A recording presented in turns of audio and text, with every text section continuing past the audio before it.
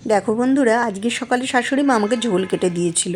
বলল বেশ কয়েকদিন ধরে তো ডাল খাওয়া হচ্ছে, আজকে বরঞ্চ একটু ঝোল করি।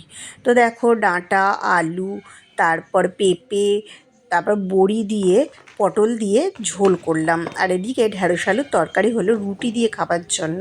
তো ঢ্যাঁড়সটা আমি ভাজতে দিয়ে দিলাম। এদিকে আলু আর পেঁপেটা আমি ভেজে একটু সেদ্ধ করে নেবো, তাহলে না ঝোলটা সকালবেলা খুব তাড়াতাড়ি হয়, কারণ এতগুলো সবজি ভেজে করতে গেলে অনেকটা টাইম লাগে।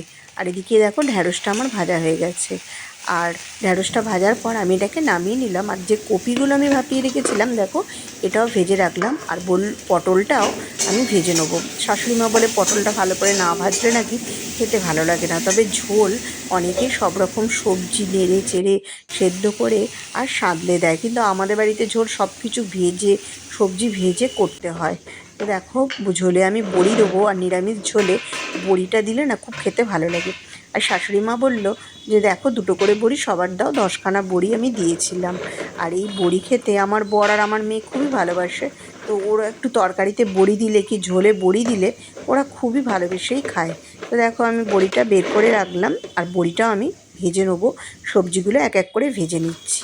এদিকে দেখো, ডাঁটাটাও হালকা করে ভেজে নিয়েছিলাম আমি পরে। আর বড়িগুলো আমি তারপর ভেজে নিয়ে তারপর ঝোলটাকে সব কিছু ভাজা মোটামুটি হয়ে গেলে আমি এটাকে সাঁতলে নেবো। এদিকে দেখো, পটলটা আমি ভালো করে ভেজে নিলাম, কেননা পটলটা না ভাজলেও বলে কেমন যেন একটা কাঁচা কাঁচা গন্ধ আসে। তো দেখো, সব রকম সবজি ভেজে আমাদের যে ঝোলটা হয় সেটা কিন্তু খুব একটা হালকা ঝোলটা হয় না। আর এদিকে আমার রুটিটাও বললো একটু, মানে আমি যেমন রেগুলার মেখে রাখি, তো আমি মেখে রাখলাম, আর শাশুড়ি মা বেলে দেবে। আর বড়িটাও আমি ভেজে রাখলাম। তো সব রকম জোগাড়টা করে রাখলে রান্নাটাও খুব তাড়াতাড়ি হয়ে যায়। আর ঢ্যাঁড়সের তরকারিটাও আমাকে করতে হবে। দেখো, ঢ্যাঁড়সের তরকারিটা বসিয়ে দিলাম। আর ঢ্যাঁড়সের তরকারিটাও আমার প্রায় হয়ে এসছে। আমি সামান্য জল দিয়েছিলাম। এই ঢ্যাঁড়সের তরকারি একটু শুকনো হলেই ভালো লাগে, আর রুটি দিয়ে খাবার তরকারি। তো ঢ্যাঁড়সের তরকারিটা আমার হয়ে গেছে, এটাও আমি নামিয়ে নিলাম। ঢ্যাঁড়সের তরকারি হয়ে যাবার পর আমাকে রুটি করতে হবে, ঝোল করতে হবে, আরও টিফিনে নিয়ে যাবে ডিমের অমলেট, সেটাও করতে হবে। সকালবেলা এক একদিন এত তাড়া থাকে যে ভাবি কোনটা ছেড়ে কোনটা আগে করব। তো দেখো, ঢ্যাঁড়সের তরকারিটা হয়ে যাবার পরই আমি নামিয়ে নিয়ে তারপর রুটিটা সেঁকে নিলাম। আর সবাই রুটি খায়, তো বেশ অনেকগুলোই রুটি হয় সকালবেলা।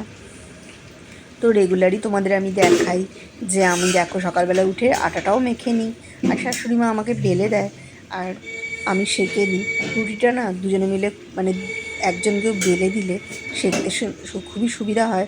আর বিশেষ করে কী বলো তো, সকালবেলাটা এত তাড়াহুড়ো থাকে, যেন কেউ একটু হাতাহাতি করে দিলে খুবই সুবিধা হয়। তো শাশুড়ি মা আমাকে অনেক কিছুই কাজ করে দেয়, সকালবেলা আমাকে অনেকেই হেল্প করে দেয়। আর এদিকে দেখো, আমি এই লঙ্কা, শুকনো লঙ্কা, পাঁচফোড়ন দিয়ে ঝোলটা সাঁতলে দিলাম। আর এদিকে কপি ভাজা, পটল, বড়ি সব যেগুলো ভাজা ছিল সেগুলো ঝোলের মধ্যে দিয়ে দিলাম।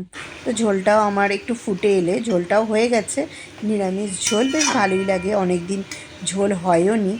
আর আমার ঝোলটা হয়ে গেছে। এদিকে ওর ঝোলটা হয়ে যাবার পরই আমি ওর যে ডিমের অমলেট নিয়ে যাবে সেটাও আমি ভেজে নিলাম। ডিমের অমলেটটা ও রেগুলারই নিয়ে যায়। তো দেখো, ওকে ঢ্যাঁড়সের তরকারি আর ডিমের অমলেট দিয়ে টিফিন দিয়ে দিলাম। আর ও খেয়ে গেল। আমি একটু মুসুর ডাল ভাতে করেছিলাম, মুসুর ডাল ভাতে আর ঝোল খেয়ে ও চলে গেল। দিয়ে দিই ঝোলটা।